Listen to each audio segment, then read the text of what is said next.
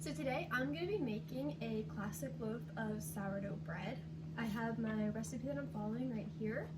And to start out, we're going to need 50 grams of your starter. I fed mine about 12 hours ago, but it's ready to use whenever it's doubled, and that'll just all depend on the temperature of your kitchen and how strong your starter is.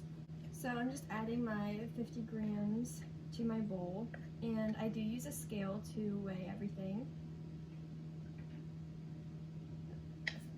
Next, you will add 350 grams of water, and I did warm mine up a little bit in the microwave. I do like to use warm water, not hot, but a little bit warm during the winter months because it is pretty cold in my house. So this just helps with the bulk fermentation. And that's 350 grams. So this is my starter and water together, and I'm just going to use this dough whisk to stir them until it's kind of like a milky looking consistency and the starter is incorporated into the water. Okay, so at this point I'm going to add the flour and the salt. This is kind of what it's looking like now. This is just the starter and the water. And here is the specific ingredients that I'm using for this recipe. Alright, so now I'm adding 500 grams of bread flour.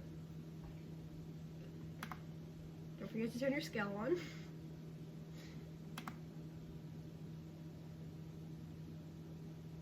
And I'm also going to wait to add the salt. So after you stir all of the ingredients and combine the dough, you let it rest for an hour.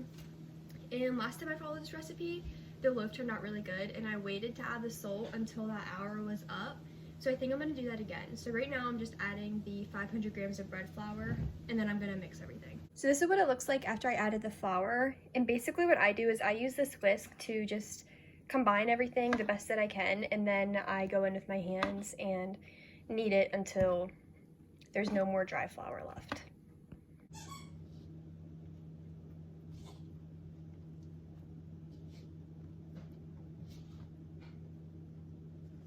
Okay, so this is about the point that I'm gonna stop using the whisk just because it's not really doing much anymore.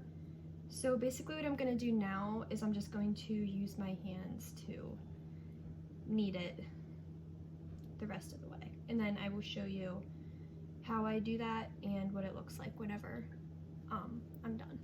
So sorry, this is probably gonna be an awkward angle, but what I kind of do is I use my left hand to kind of move the bowl around, and then I use my right hand to just kind of fold the dough in on itself like that, and then I just kind of keep doing that until it's kind of like a shaggy dough and there's not really any dry bits left in the bowl.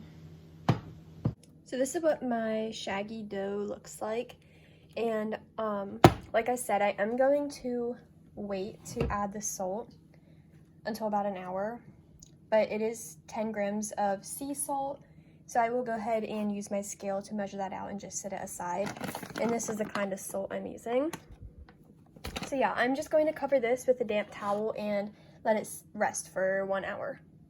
So it has been an hour, and this is what my dough is looking like.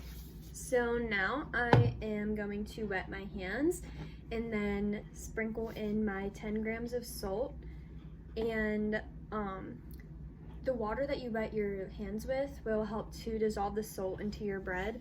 So you just kind of want to, once you dump the salt in, you just kind of want to like poke your hand in and maybe knead the bread a little bit more, just so the salt is fully incorporated, and then you can start stretches and folds. So literally all I'm going to do is just sprinkle this salt in my bread, and I'm just gonna dip my hands in the water and then literally just do whatever I can to incorporate the salt. And then I will show you how I do my first set of stretches and folds. And also something I wanted to point out is that I can like touch this dough, and I mean it sticks a little bit, but it's nothing compared to what it was before the hour. So as you can tell, that hour rest really just helped the dough to to not be as sticky and it's a lot easier to work with now. So basically now I have all the salt incorporated for the most part. I need to do this a little bit more. And I'm going to do my first set of stretch and folds. So to do my stretch and folds, I'm just going to wet my hands a little bit more. And sorry, this is a really bad angle. But basically, I'm gonna do the 4 sides of the bowl. And all I'm gonna do is just take the dough and pull it up and fold it into itself. Then turn the bowl and just do that again. And the first couple ones will probably be a little awkward because the dough is still really like movable and stuff, but as you keep doing it, the dough will get stronger and then it'll be a little different. That was the 3rd one, and then I'm just gonna do this 4th side. And you can also use your other hand to kind of anchor the dough in place if you need to. So yeah, I'm just gonna do it. All right, and then I'm gonna cover it and let it sit for 30 minutes. And you're gonna do the process 3 more times every 30 minutes. So for 2 hours, every 30 minutes, you'll do stretch and fold. So it'll be a total of 4. And you don't have to do 4 if you have something you need to go do or you're not gonna be home. But you should at least do like 1 to 2 just to help that gluten form. So this is what my dough looks like after the first set of stretches and folds. And I'm doing my 2nd set right now. So once again, just taking it here and folding it in the middle. And I can already tell the dough is getting a lot stronger. So that's great. And then I'm just going to do this on all 4 sides of the dough. And then once again, let it sit for 30 minutes and then do my 3rd set of stretches and folds. I am on my last set of stretches and folds. I didn't show the 3rd set just because it's the same thing every time. Yeah.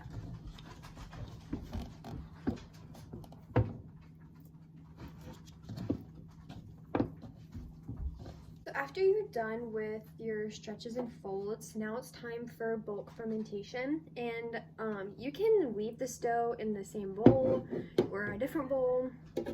What I'm gonna do is actually put it in this plastic container. That way I can see exactly whenever it has doubled in size. And basically that's what you're looking for during bulk fermentation, is for your dough to double in size. This is what I did, and I'm just using this sticky note to kind of mark where the dough sits now, and then I can clearly see when it has doubled in size. I'm just gonna cover this with a damp towel again.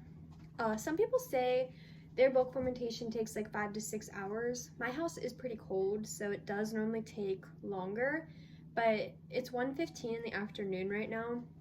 So I'm hoping in about 8 hours or so, hopefully a little less, it'll double in size. So yeah, we're just gonna wait for that. So it is 10 o'clock now at night. And this is my sourdough. It was here, now it's here. So honestly, I don't know if it's done with the bulk fermentation, but I have to go to bed because I have to get up in the middle of the night. So I think we're just gonna try it and see what happens. I think it's gonna be a little hard to shape, which is what I'm doing next, because I don't really think it's done bulk fermenting because it's still pretty sticky. But I don't really have another choice, so we're just gonna try it and see what happens. Basically, I just sprinkled some flour on the counter and I'm gonna dump the dough out and just shape it. I'm only gonna do 1 shaping for this recipe, and yeah, and then I'm gonna put it in the like wooden, I'll show you. I'm gonna put it in this flour. This is gonna be floured. I'm gonna put it in this after I shape it to rise for probably like 45 minutes because once again, I need to go to bed. So this isn't what I would actually do if I were trying to make a perfect loaf. We're gonna see how this turns out. I don't have the highest hopes, but I don't know. It's not looking, it's definitely not done fermenting, but okay, we'll just see. So as you can see, this is like a mess. It's definitely not done fermenting, but I'm gonna see what I can do to salvage it. So I'm just gonna sprinkle some flour on top of here and then stretch it out, do like the envelope fold, and then use a bench scraper to kind of create tension. Okay, so I stretched it all out, and then I'm trying to do this through my camera. Just fold this in, and then I'm gonna like roll this up. Sorry, there's an air bubble, so that's a good sign. Yeah, sorry. I'm gonna roll this up and then flip it upside down. Just gonna kind of roll this up, and yes, this is kind of hard to work with. Ugh, dang it.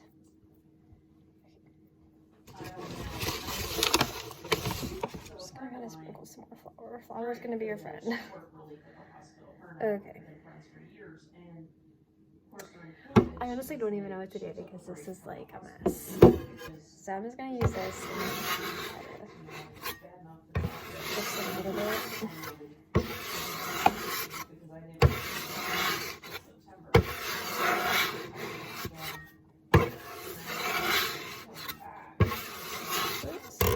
Just cut a piece off. What this looks like after I use this to create tension. Sorry for the voice in the background, that is my mother. So basically, I'm just gonna put flour in here and then flip this loaf upside down so the seam is facing up.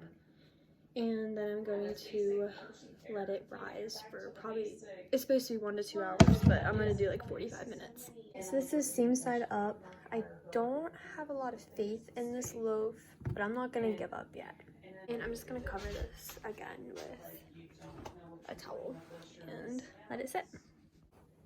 All right, it's been 45 minutes and this is now gonna go in the fridge overnight for its second proof. So it is 7:30 the next morning now, and I preheated my oven to 450 with the Dutch oven in it, and I took this out of the fridge, and then I'm just gonna flip it over onto some parchment paper and then school it. Here's what my loaf looks like after I flipped it over. I forgot to say I'm going to dust it with flour first, and then I'm going to use a lame to cut it, and then I'll show you the cuts that I make. All right, so I just did a big cut here and then a little like leaf pattern. I'm going to pop this into my Dutch oven covered for 20 minutes, I believe, and then take the lid off for another 25 to 30 minutes. I just took my bread out of the oven, and honestly, I'm pretty impressed. It looks pretty good, so I'm going to put it on this cooling rack and then just let it cool completely before I slice it open. My bread was a fail. I just cut it open and it looks awful inside. It's definitely under fermented. So I'm sure it'll still taste okay, but yeah, it's gummy and there's not a lot of holes. Like kind of the outside looks alright, but yeah, in here it's definitely gummy. So that just goes to show you that, you know, you can follow a recipe. This was definitely my fault because I even knew it under fermented, but I couldn't stay up much longer to let it rise some more. So I don't know. I'll still eat it though. But yeah, just goes to show you you can follow the same recipe many times and get many different results.